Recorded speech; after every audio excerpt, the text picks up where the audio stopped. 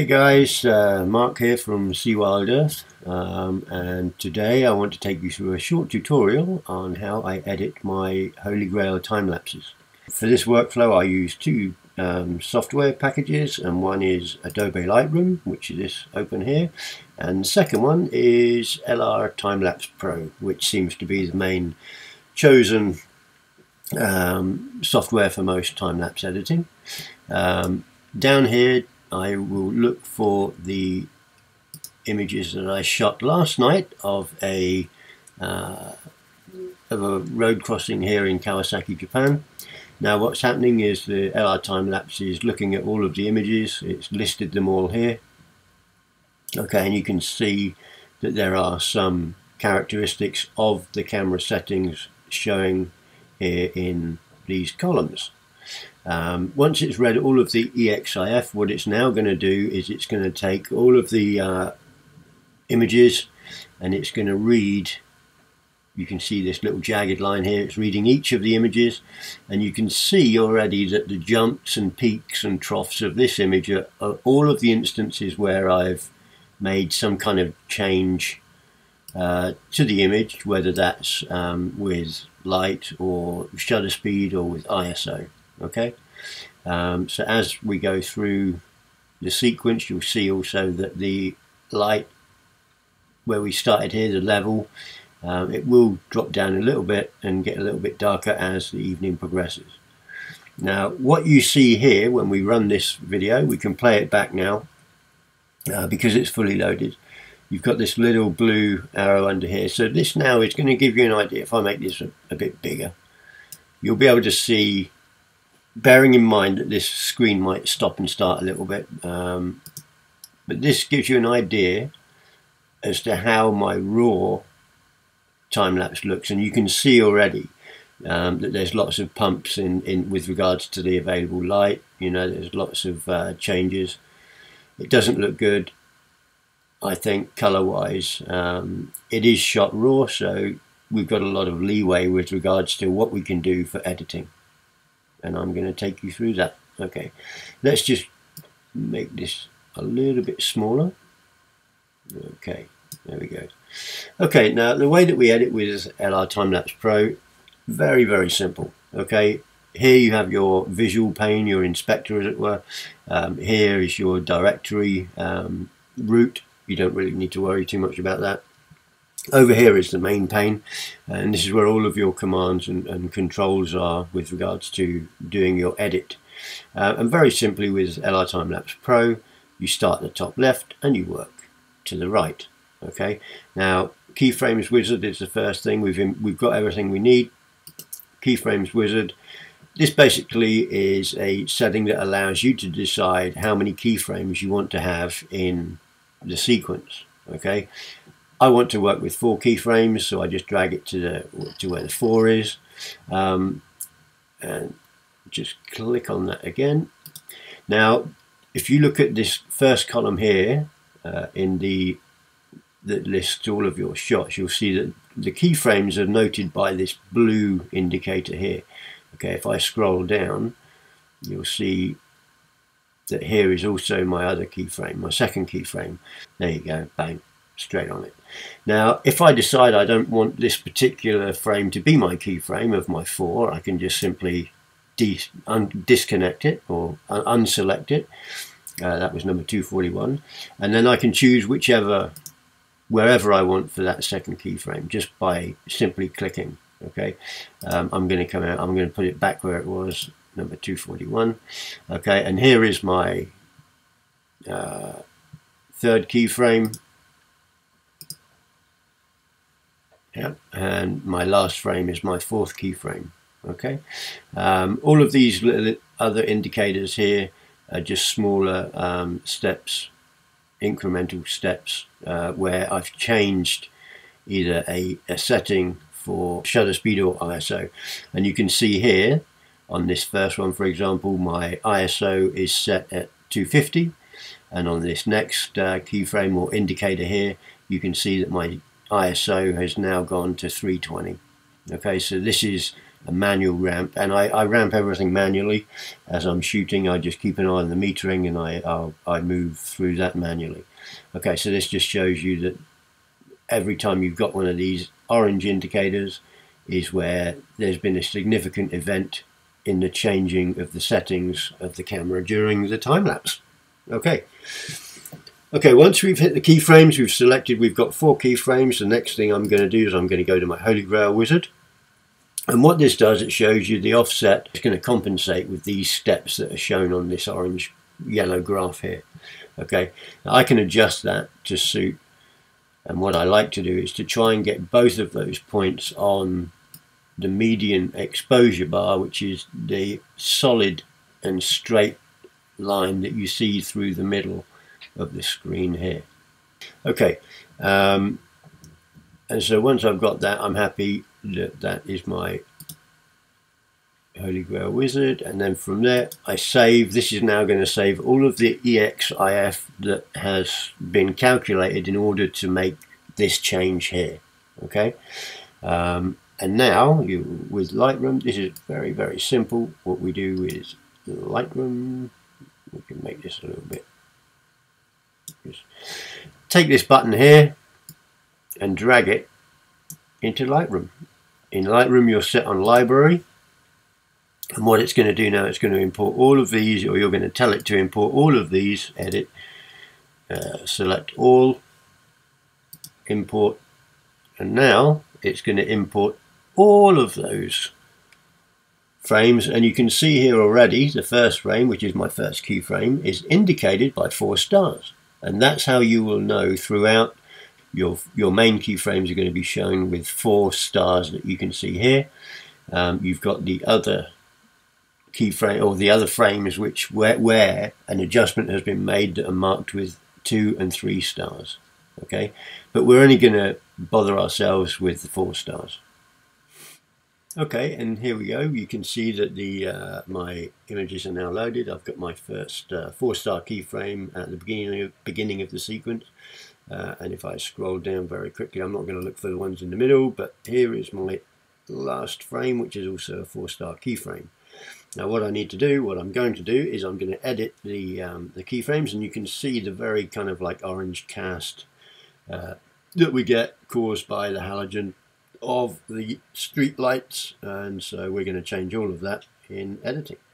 Now down here in the bottom right hand corner, with the plugin that we've got, we can filter out and look at just the 4-star keyframes from LRTimelapse that were created with the LRTimelapse program, and here they are here, 1, 2, 3, 4.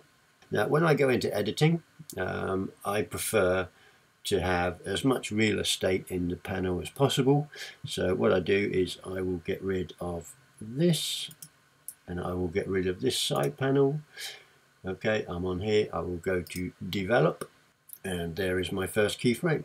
Okay, now what I can do, let's just try and make this look a little bit better. You can see that my white balance here is 5,850.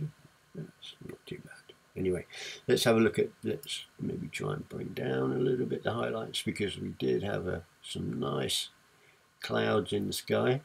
Okay, so I've just come down a little bit with the highlights.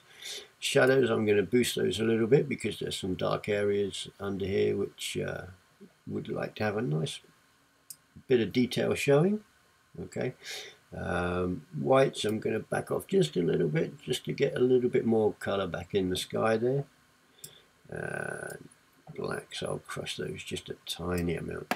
Okay, with clarity here, we can come up a little bit. I try not to overdo too much of the and you can see just up here with the clarity, we're starting to get a little bit of clipping, so I'll come down off there, and that may also be a little bit with regards to the shadows, or the blacks as it were. There we go. So we'll back off on the blacks, get rid of this clipping here. Well, that's only a very small amount. Contrast a little bit, put that up there. And then we go to about 10% contrast. Okay, exposure. boost that a little bit. There we go. And it's always a balance. Again, you know, it's what I always say with regards to editing and with all photography. It's all personal. It's all down to how you think you want to interpret the scene that you shot. Sharpening wise, what's this, my normal setting here? I normally go 76 amount, radius 1.2, detail I'll go to 80, and masking to 90. Okay, now one way of looking closer at this is if you push command key button, sorry, your option button, and you use that slider, and you can see the areas that if I was down here, all of that's going to be sharpened. It's going to look a bit weird. So on my masking, all I want to do is really have the main lines, as it were, the outlines sharpened a little bit. So I'll just go up to there. Okay, and by releasing the option button, that then brings back the image, and that works with detail as well. If I go with detail here, you can see I've got my slider for detail, radius, same thing. Okay, you can see, oh my goodness, that's getting a bit too harsh and a bit too crazy. I normally like to be around about 1.2. There we go. And same with your sharpening. If you push the option button down with sharpen, it will go to black and white to give you more contrast visual, which some people prefer. I'm happy with my numerical figure like that, and that's pretty much how I think the scene looked during the day. Okay, and then you have, obviously in here you've got all of your hue, saturation, luminance. At the moment, with it being daytime, I'm not really going to concern myself too much with that, and you can go as crazy and as wild as you like. What I may do though is I may add an ND filter to the top, just to bring back a little bit more of the detail from these clouds here. So by going up to here on ND, now, when you use LRTimelapse Pro, this has been already designed with 4 ND filters in it. Okay, and so it's down to you exactly what you want to use of those 4, but don't add another one, just use the ones that are already loaded in there. The theme of this particular ND that I want to employ, I'm going to say highlights. Okay, and with the highlights you can see all I'm going to do there is I'm just going to drag them down a bit just to bring back a little bit more of the blue into the sky, because there is, whilst we're concentrating on this crossing, we are actually having quite a nice little time-lapse effect with the available clouds that you find in this area here. Okay, when you're done with your ND, just click on that, and there you go, you're left with it, but you can't see all of the lines. Okay, so I'm actually quite happy with this image. So what I'm going to do with this start off keyframe, I'm going to go back to library. Okay, and you've got all of your keyframes there. What I'm going to do is I'm going to select Shift, select all of those images, and now up here in the top there's a little script, okay, and it says sync keyframes. So I'm syncing all the keyframes, and now what's happened is these last 3 remaining keyframes have adopted the changes into them that I programmed into this first keyframe. Now there's one part of this that doesn't work, and I'm going to go back and I'm going to show you that one now. If we go back to, we'll just select that first one, back to develop, there's one thing here that doesn't get carried across with the synchronization, and that is the crop. Okay, I want to keep the crop as 16:9, okay, which is widescreen.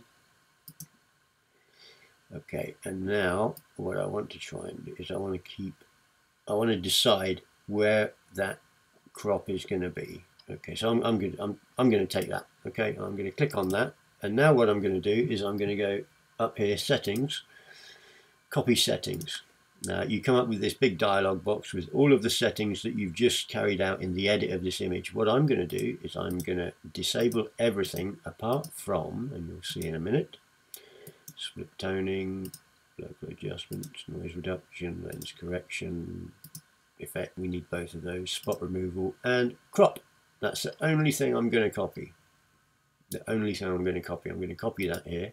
Okay, let's go back out now into the library.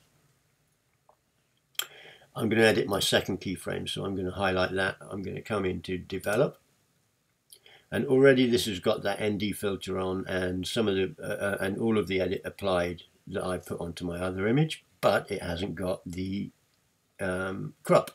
So what I'm going to do up here is I'm going to go settings, paste settings, and there's your crop. Okay, now this is the exact same location crop as the first frame, so now we know that we're good to go. Okay, this now is my second keyframe. There's my third one. But what I want to do is, just by controlling on arrows left and right, I can skip through the keyframes, and I just want to check and make sure what the progression is of that of the edit of the light. Now you can see that I started this probably about 5 o'clock in the afternoon, so the light isn't too crazy dark. It's just getting a little bit darker here, but I think this is more or less a natural progression of the light that we've got from 5 o'clock through to here. Okay, so what I'm going to do, actually, I'm going to now go, so I'm going to leave that, I'm happy with that, and I'm going to go to my next keyframe. This is my third keyframe. Okay, now this is where things start to get a little bit more on the edit. First of all, I'm going to apply that crop. Okay, so settings, paste settings. Okay, there's my real estate. I've got the crop set. Okay, now this is where I'm going to start to do a little more, quite a bit more of the edit. Okay, now you'll see, caused by the let's go back to where that was, 5850 on it. You see the lights here, the underpass lights are very orange. That creates a cast of orange, and it's because of the temperature of these street lights. They're halogen and they're a very warm color. Okay, so what I'm going to do is I'm going to, with the white balance temperature, you'll see up here it's 5700. I'm going to come down and you'll see how that changes, how the just the aesthetic of that image changes and takes on a more, what I feel, natural looking.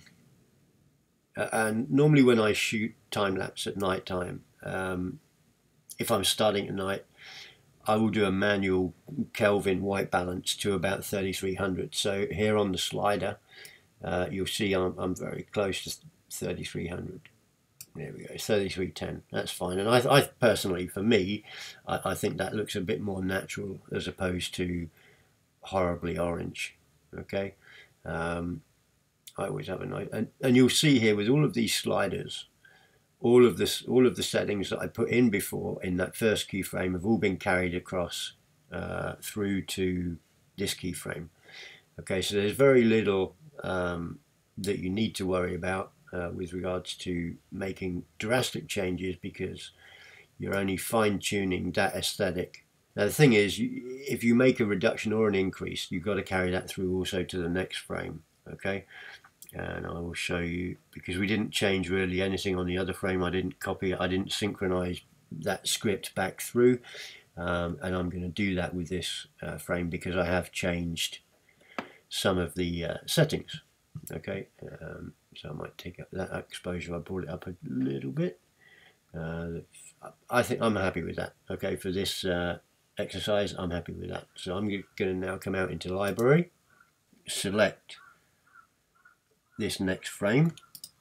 Okay, and I'm going to run that script again, sync keyframes, and it's only going to, there you go, one target photo changed, and that's changed this one here. Okay, so now let's go into this one. Let's develop that one, and here you can see the final frame, the final keyframe. Let's first off go in and apply the crop. Okay, and now this is how this is our final keyframe. This is where we want to set the final aesthetic, how the time lapse is going to finish up. So I'm going to just get that a little bit bluer, change that a little bit. I really like that aesthetic with the very cold, as it were, and it is quite bloody cold out there last night. I'm really happy with this. I might pop up just a little bit the let's go back just a tiny bit. Okay, I might drop down the highlights a little bit. Now I am super happy with that. I think that is going to look pretty damn smart. Okay, so now we're going to come out into library, and what I'm going to do now is I'm going to go, let's get back our footer and sidebar. Okay, I'm in this section here. I'm going to go edit, select all. I've got all of the keyframes selected now. Go metadata at the top, and I'm going to say save metadata to files. Okay, and now what I've done is all of those changes that I've made to these files I've put into the metadata, and you'll see why that is important as we go back to LRTimelapse. Hello. Okay, well we're back in LRTimelapse Pro, and I've zoomed into a part of the screen because I want to show you with a little bit greater detail of these next steps. Okay, we went to Adobe Lightroom. On this command here, we dragged the keyframes in, we edited the keyframes, and then we saved the metadata. Okay, now in order for that metadata to take effect, we need to reload the sequence, and that's just a very simple mouse click, and you'll see up here there's a progress bar. And then what's going to happen is you'll see in the inspector pane that your crop is going to show on this orange crop line here, and also it's going to give you just an idea of where your keyframes were. The next thing is auto transition. Now this is a very important aspect of the whole edit, and this is, again, it's all automated, so it takes it out of your hands. What happens is we edited those 4 keyframes. Okay, these are my keyframes 1, 2, 3, 4. Now all of the changes that we made between those keyframes, there were lots of little, you can see here on this graph here, you can see all of the steps that were made when I changed the when I changed the shutter speed and the ISO. Okay, now with all of these changes here, you'll see that there's this keyframe at the beginning and there's this keyframe here. Because I edited this keyframe to this keyframe, all of the changes that I've made between those 2 keyframes have now been taken into consideration with LRTimelapse, and what it's done, rather than continue with these pops that you got with your changing of your shutter or ISO, all it's done is it's transitioned between those two keyframes, and it's going to program all of the changes that each frame needs to take in order to achieve a nice smooth steady transition between the aesthetic of keyframe 1 and the aesthetic of keyframe 2. So in effect it's going to eliminate all of these pops that you see along the way, and that will carry itself through to keyframe number 3 and to keyframe number 4. Okay, and you'll see here I didn't need to make any more changes really with the ISO and the shutter. We were at the optimum darkness point there, so here it pretty much stayed relative all the way through. Okay. But here you can see, yeah, so that's basically what that reload done, and the auto transition. Okay, doesn't matter if I just click that again. Okay, now what I'm going to do is I'm going to save that. Again, that saves all of the metadata. Okay, then you go into your visual previews. Okay, and this is going to take a bit of a while, because what this is going to do now is it's just going to pan out, it's going to map out what it looks like with the changes in the inspector, and it's going to give you, again, a little movie that you can play back just to check and make sure that you are where you want to be. Okay, and that's going to take a while, so we'll come back when that one's ready. So here we go, we're almost done with that with that load. Okay, and you can see now this pink line has indicated that it has loaded. We can actually play through that if we want to. Again, it's a little bit staccato, but you can see that there is still a little bit of the differences in light caused by the changes to the ISO and the shutter.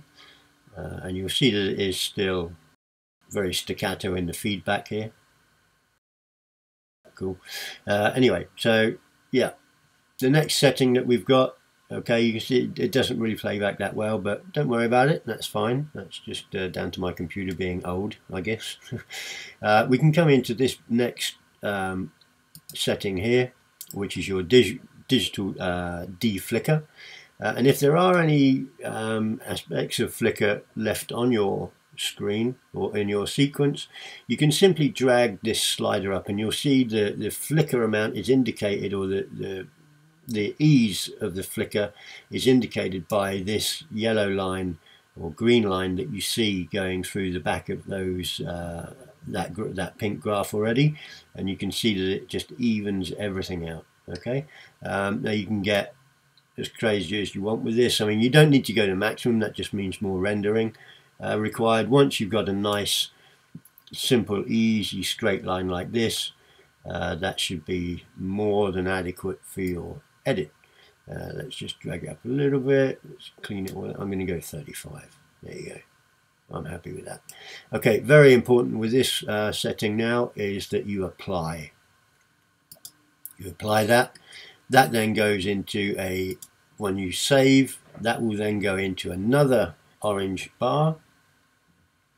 It will take into consideration all of that de-flickering that you've now added to the whole sequence, and again it's going to go through and just rebuild a visual preview of what that sequence is going to look like. Okay, so again that's going to take a little bit of time. We'll come back when that one's ready. Okay, so as you can see, we're just coming up here to the end of this de-flicker build, as it were. And this, you can see there's a much greater difference between the de-flicker compensating bar that you see here. These are all the additional adjustments that were made in order to get this very nice aesthetic to your time-lapse sequence accomplished. And just for all of the bods that may be looking, if you look over in the, you can check all of the different settings if you like, the available, like the exposure bar, the highlights, that's all shown down the bottom, shadows, there you go, at the top. Okay, so we're now pretty much done with LRTimelapse Pro for the moment. Okay, we're going to have to render the final sequence a bit later on, but for now we've already saved. Let's go ahead and save that again anyway. We've already saved the project, so now we go back into Lightroom. Okay, we're still on the keyframes here, so we down in the bottom right hand we select full sequence.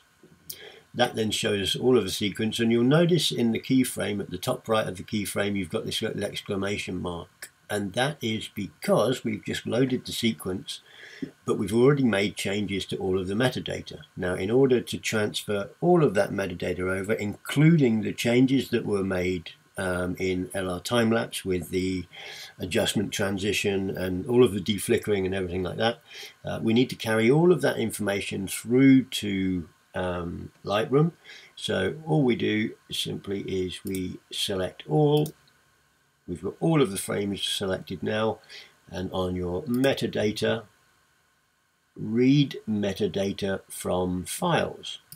Click that, and what that's going to do now is that's going to load all of those changes. You'll notice that the exclamation mark went away, and what you'll start to notice now with all of these other frames is they also adopt the crop and the aesthetic of the other frames. Now don't worry if a frame gets missed out here and there or whatever, it will apply across the whole sequence eventually, but sometimes it just picks some frames to adjust before others, which may not be in chronological order. Okay, but rest assured this is going to go through your complete sequence, and it's going to adjust every setting that you've made in your edit automatically to every frame. Okay, and what you'll find is when this pane is done, There you go, your second one's changed there. And that's now going to work all the way through. You can see the progress bar at the top here. It's working its way through all of the 720 individual images that make up this sequence. Okay, and so now you can see all of the images that have been loaded into it may not, as you scroll through your sequence, you're probably not going to see all of those aesthetic changes load up immediately, but you can see by the last frame here that it has been changed. And as you scroll down through different areas of the time lapse, you'll notice that eventually those changes will be implemented visually for you, just to give you peace of mind, I guess. Okay, the last thing that remains for us now is to export this as movie stills so that LRTimelapse can make the final video. And the way we do that is simply let's Lightroom, File, Export. Okay, and because we've got LRTimelapse working with Lightroom, we've got the plugin set. We just go LRTimelapse. Okay, sometimes this is one error that many people make, is I mean, it's not an error, I mean, you can do it, but it's not the perfect way to do it. So the solution to that is to make sure to select the original folder by exporting. You can do this by right clicking on an image and selecting go to folder in library. So we're going to do that. We're going to cancel that. Go to folder in library. There we go. And you'll see that all of these changes are there, and from there we're going to say File. So let's just make sure we've got everything. Edit, select all. Let's just scroll down and just check. You can visually check. There's your last keyframe. Changes have been applied. File, Export, LRTimelapse, JPEG 4K. Okay. That's renders. I'm going to give it a different folder just for ease of recuperation later. So crossing Kawasaki. I started Kawasaki, Japan last night. Create. Crossing Kawasaki. OK. And then we're good to go. This is the name of the sequence, Kawasaki X Crossing. And then from there, export. And what this is going to do now, LRTimelapse preparing to export. You got your progress bar there, 720 humongous frames, good to go. It's checking photos, and then up here you're going to get confirmation. There we go. So it's rendering 719 photos for LRTimelapse. Okay, now this is going to take a while. So I'm going to stop here and I'm going to come back when the full render is done. Okay, well, welcome back. It's been pretty much an hour since I left you. You can see up here that the progress bar now, we're on frame 713, 6 more frames to go, and then this part will be done. We'll be finished with Adobe Lightroom. And then all that remains is for LRTimelapse Pro to create the final film. What's going to happen in a couple of minutes is that automatically, we all love automatic, once this render is finished, or once this export is finished from Lightroom, render is finished, and then automatically it goes over back to LRTimelapse, which is great, and up pops this little dialog window here, and it's basically asking you how you want to render that final film. So here you can see you've got this screen here, this little menu that comes up from LRTimelapse Pro. It's saying, okay, this is the file that it created, okay, based on your export settings from Adobe Lightroom, sorry, and this is the out file path, the automatic naming that it's going to give your file when it's rendered, okay, along with the direction of where it's going to render. Okay, for the export settings, the defaults are quite straightforward. You've got your codec, ProRes, You've got an experimental H265. At the moment I leave everything as ProRes. I like ProRes, I know ProRes, and it works for me. Okay, now you can select through 720p if you want 720p, 1080, 3K or 4K. I render everything 4K because that way you know, I can then make lesser masters from that depending on where that product's going to go. Okay, and you come all the way up to 8K here. If you're shooting with medium format or large format, you can select whatever you want to there.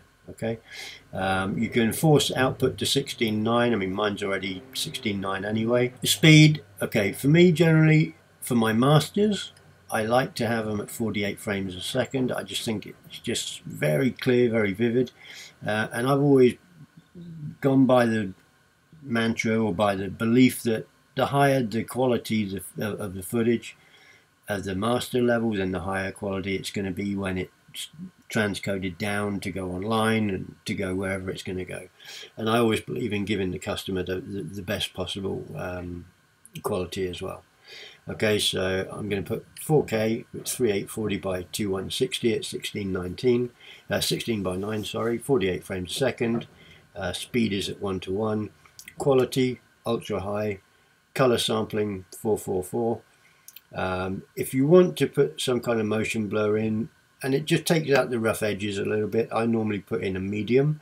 I don't generally tend to over sharpen anymore because I'm happy with the amount of sharpening that I placed in Adobe Lightroom. And you can also overlay a copyright. If you've got an image that you want to upload, you can upload that and have that as an overlay. Now if I am going to put an overlay on it, I generally tend to do that more in Final Cut Pro. Okay, so all that remains is for us to render the video. We tell it to do so. Okay, so you've told it to render, and then down here in this part of the LRTimelapse screen, you've just got your little progress bar, and it's showing you here rendering the video, and it's telling you frame by frame, 61, 62, and this goes a lot quicker than Lightroom, and I guess you want to see the final film. So before we get to that final viewing stage, there's one more step that I like to do, and I'll quickly take you through that. Let's just hide Final Cut Pro. And there's a little program I use here, MPEG Streamclip. I love this little program. It's what I use to transcode all of my media. Okay, so LRTimelapse has finished with the 4K, with making the 4K film. I'm going to go and recuperate that now. File, open file. Okay, now I've gone through this whole process, but I just want to show you how this works. Okay, so here is my 4K master from LRTimelapse. Okay, I want to have a 1080p version that will be used for YouTube or anything online, or you know, smaller versions. So I need to create that by going export to QuickTime, and you get this dialog box which allows you to conjure up any permutation of final file that you want to create. Up here you have all of your codecs, and you can see there's a whole bunch of them. So any codec that picks your fancy, you can grab from there. You can set, there's a quality slider here, options up here, field dominance, cancel those. I mean, you can do all of your stuff for iPad, for iPhones, for anything for smart devices. If you want, you can limit your data rate. So if you go to, like for example, if you're doing something for Vimeo, H264, you can limit your data rate and plug that in there. However many passes you want to do. I mean, all the permutations are huge, and this is a free program, a free plugin. It's awesome. Okay, here's my master here at the moment. You can see it's been measured at 3840 by 2160. Okay, I in fact want to have a 1080p de-interlaced version of this at 48 frames a second. So I originally set up all of the parameters that I wanted, and I created a preset. Now if I go into my presets here, I can look up those. So here we are, 4K master, time lapse to silent, 1080p, 30 frames a second or 48 frames a second. Okay, so let's go to that. All I then need to do is to load, and all of those settings, that preset is automatically loaded into this dialog box here before I simply need to just hit make movie. Now that would be my next step, but I've already actually done this step, been through this step, and I've got the master here. So I'm going to come out of there, I'm going to close this down, and I'm going to go back into Final Cut Pro. I'm going to collect that media. Kawasaki Crossing, 1080p, import selected. Okay, and there we go. So let's put this onto the timeline, press play, and here we are.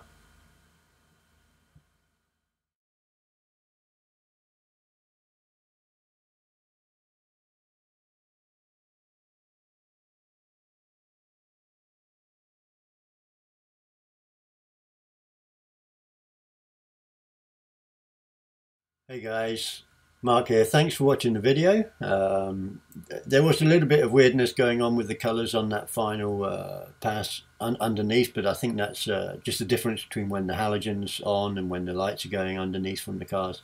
But just a little bit of fine tweaking needed for that. So again, yeah, thanks. I'd like to thank all of the guys that, from SERP and from LRTimelapse for supporting us with product and software in order for us to be able to do this work, and as to future tutorials. I hope you enjoyed it. Please do subscribe to the channel underneath, and we'll be doing all we can to pull out all the plugs to bring you more updates and tutorials on the workflow that we use in order to make the videos that we make in due course. Okay, well, thanks again, and have a good time shooting.